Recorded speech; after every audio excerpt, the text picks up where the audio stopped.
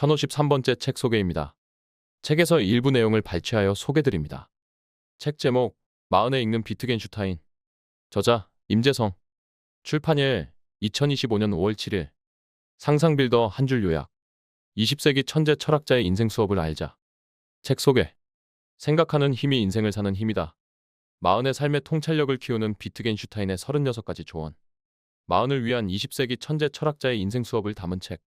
루트비 비트겐슈타인은 생각하는 힘이 인생을 사는 힘이라고 말한다.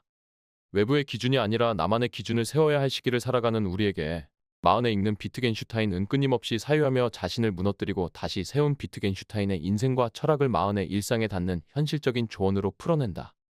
비트겐슈타인은 책 한 권으로 철학사를 뒤흔든 이다나 전 세계 저명한 인사들이 추종한 철학의 거장, 타임 선정 20세기 가장 영향력 있는 철학자라는 칭송을 받았다. 그러나 그의 철학은 지나치게 난해하여 대중의 언어로 정리된 책이 드물다. 저자 임재성은 인생에 대해 깊이 고민하던 시기에 비트겐슈타인이 남긴 단 한 권의 책 논리 철학 논고를 만났다. 그는 오랜 시간 이 복잡한 문장들과 씨름하며 그 숨은 뜻을 이해했고 마침내 이를 마흔을 살아가는 이들의 언어로 다시 썼다. 철학은 건축과 비슷하지만 본질은 자신을 세우는 데 있다.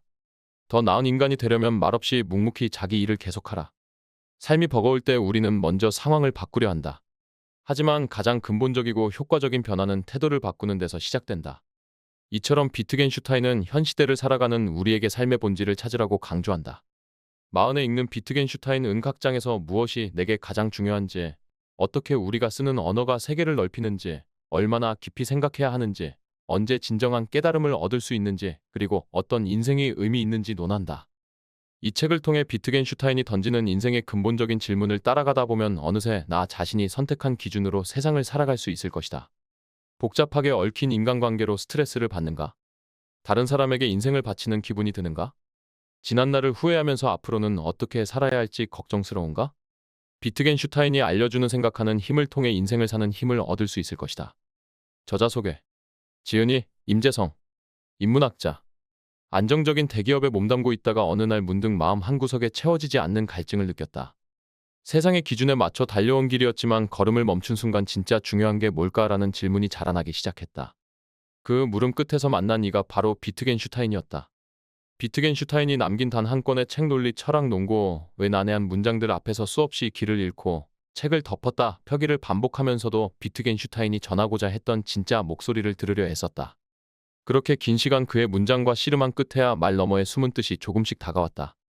이후 비트겐슈타인의 문장을 현실의 고민과 연결해 마흔을 살아가는 이들의 언어로 다시 써 내려가기 시작했다.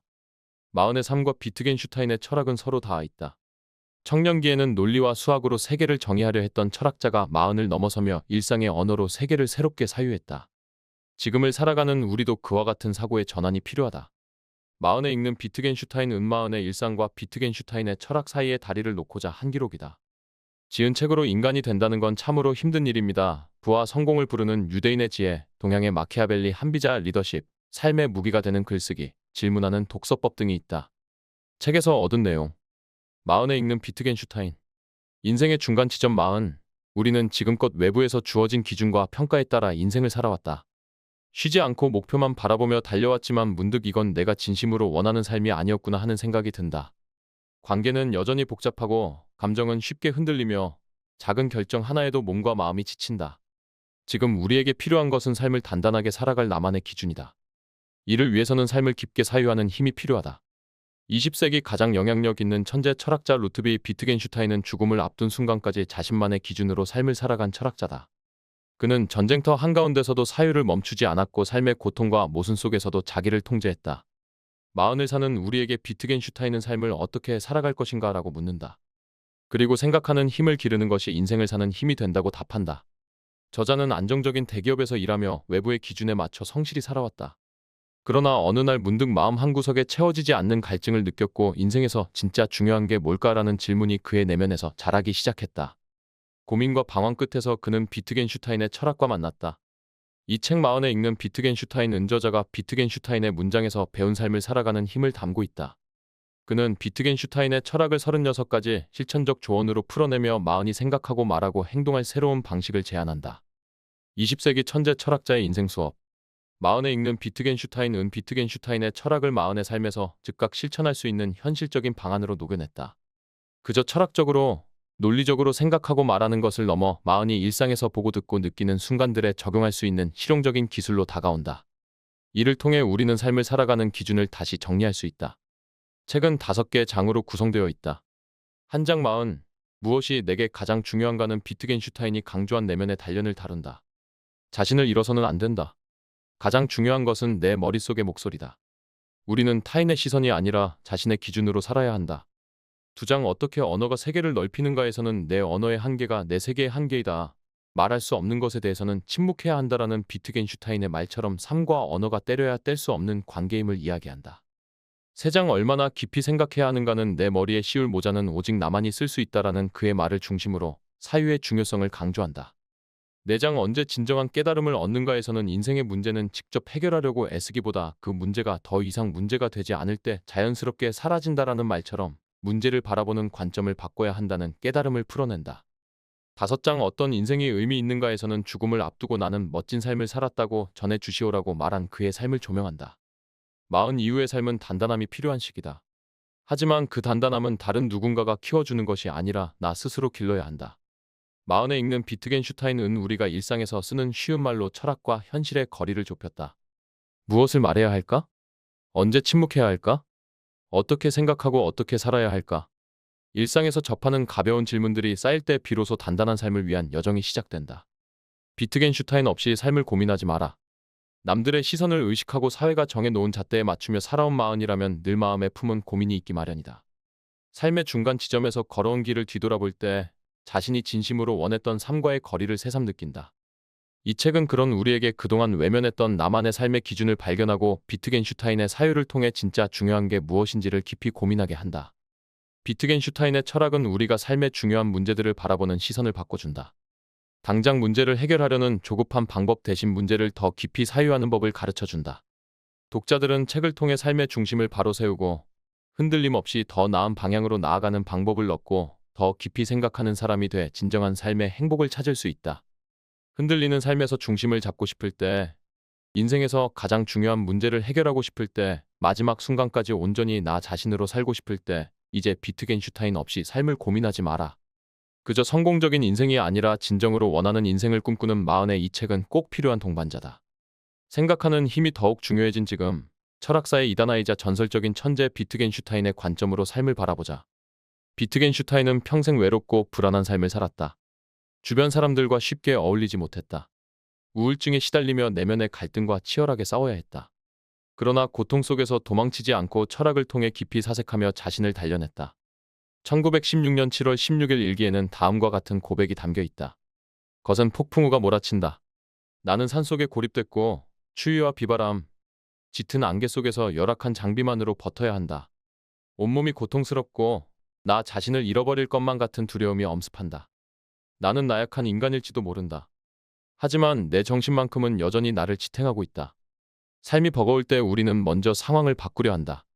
하지만 가장 근본적이고 효과적인 변화는 태도를 바꾸는 데서 시작된다. 그러나 이를 결심하는 것은 가장 어려운 일이다. 비트겐슈타인의 철학은 절망을 극복하는 데 중요한 통찰을 제공한다. 절망을 피할 수 없다면 그것을 삶을 더 깊이 이해하는 기회로 삼아야 한다. 그는 현실을 왜곡하지 않고 정직하게 마주하는 것이 현실을 극복하는 진정한 방법이라고 믿었다. 문이 잠겨있지 않고 안에서 열 수 있다 해도 밀기만 하고 당길 생각을 못한다면 그는 여전히 방 안에 갇혀있게 된다. 이것은 우리의 생각이 언어와 사고방식에 갇힐 수 있음을 시사한다. 문이 열려 있어도 여는 방법을 모르면 갇혀있는 것이나 마찬가지다. 마찬가지로 언어와 개념의 틀을 확장하지 않으면 새로운 사고와 가능성을 발견할 수 없다. 비트겐슈타인의 통찰은 우리가 사용하는 언어를 확장하는 것이 곧 사고의 문을 여는 과정임을 보여준다. 언어가 풍부해질수록 우리가 이해하고 인식할 수 있는 세계 또한 넓어진다는 것이다. 나의 사유는 온전한 형태로 태어나는 일이 드물다. 어떤 생각은 처음부터 뒤틀리거나 부러져 있고 어떤 것은 미숙한 상태로 언어 속에서 홀로 살아갈 준비가 돼 있지 않다. 마치 갓 태어난 태아처럼 문장도 불완전한 형태로 나오며 가장 중요한 부분이 아직 갖춰지지 않은 상태에서 비로소 세상에 나온다. 비트겐슈타인은 사고가 처음부터 완전한 형태로 존재하는 것이 아니라 언어를 통해 점차 다듬어진다고 봤다. 생각은 그것을 언어로 표현하는 과정에서 더 명확해지고 깊어지는 것이다. 단어의 의미는 사용하는 방식에 따라 끊임없이 변화하고 확장된다. 따라서 언어를 통해 사고를 발전시키려면 단어의 맥락과 의미를 깊이 탐구해야 한다. 두 사람이 똑같은 말을 한다고 해서 그들이 동일한 생각을 갖고 있다고 단정할 수 없다. 같은 언어를 사용하더라도 그 말이 각자의 경험과 맥락 속에서 다르게 해석될 수 있기 때문이다. 깊이 있는 질문이 필요한 이유가 여기에 있다. 질문을 통해 기존에 당연시하던 사고방식을 깨면 전혀 다른 시야가 열릴 수 있기 때문이다. 또한 상대의 해석에도 고개를 끄덕일 수 있다. 내가 주장한 것이 틀릴 수도 있다는 생각이 들 수도 있다. 그래서 사고의 틀을 깨야 한다. 세계를 영혼의 시선으로 바라보는 방법은 예술가의 창작뿐만이 아니다. 나는 그것이 바로 사유의 길이라고 믿는다. 사유란 마치 높은 곳을 날며 세상을 조망하는 것과 같다. 세상을 변화시키려 하기보다 있는 그대로 내려다보며 깊이 이해하는 것이다. 비트겐슈타인이 말하는 사유는 문제를 새롭게 바라보게 하는 과정이기도 하다. 익숙한 방식으로만 문제를 풀려 애쓰면 어느 순간 한계에 부딪힌다. 이는 구름 속에서 길을 찾으려는 것과 같다. 전체를 조망하지 못하면 허둥대며 막다른 길에 이르기 쉽다. 그러나 한층 높이 올라가 전체 맥락을 살피면 문제는 더 이상 커다란 벽이 아니라 인생이라는 지도의 일부로 보이기 시작한다. 진정으로 행복한 사람은 두려움에 사로잡히지 않는다. 죽음을 앞둔 순간에도 마찬가지다. 행복은 시간의 흐름에서가 아니라 오직 현재를 살아가는 데서 존재한다. 현재를 온전히 사는 삶에는 죽음이 개입할 수 없다.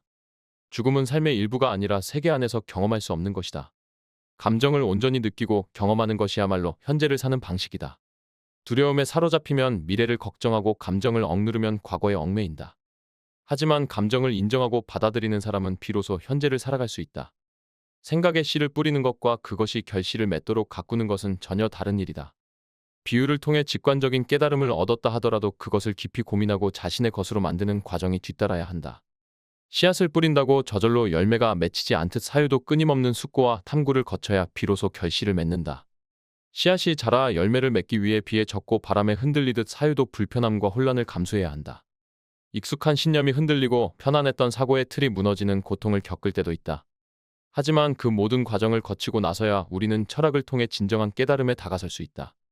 진정한 혁명가는 스스로를 변화시킬 수 있는 사람이다. 자신을 혁명한다는 것은 과거의 자신을 부수고 더 나은 존재로 다시 태어나는 것을 의미한다. 누구나 자신의 단점을 인식할 수는 있지만 그것을 바꾸기 위해 행동하는 것은 어렵다. 하지만 스스로 변화하지 못하는 사람은 세상을 변화시킬 수도 없다. 세상을 바꾸는 혁명은 언제나 자기 자신을 변화시키는 것에서 시작된다. 비트겐슈타인은 철학자로서 명성을 쌓은 후에도 결코 자만하지 않았다. 그는 끊임없이 자신을 의심하고 점검했다. 자기 혁신은 한 번으로 끝나는 일이 아니라 지속적인 과정이라는 것을 그는 알고 있었다. 우리에게 주어진 가장 근본적인 질문은 무엇인가? 인간이 직면한 가장 중요한 문제는 무엇인가? 그것은 다름 아닌 어떻게 살아갈 것인가라는 물음이다. 인간의 삶은 따뜻한 안식처에 머물며 안락함을 누리는 것이 아니다. 한 곳에 안주하지 않고 일어서야 하며 걸음을 멈추지 않은 채 앞으로 나아가야 한다. 그리고 언젠가 반드시 마주하게 될 삶의 마지막 순간을 향해 나아가면서도 바로 지금 이 순간을 어떻게 살아갈 것인가를 고민해야 한다. 비트겐슈타인의 철학은 이 질문에 대한 끊임없는 탐구였다. 그는 삶을 온전히 자신의 것으로 만들기 위해 깊이 고민하고 자신의 길을 개척하며 살았다. 지금까지 상상빌더였습니다. 감사합니다.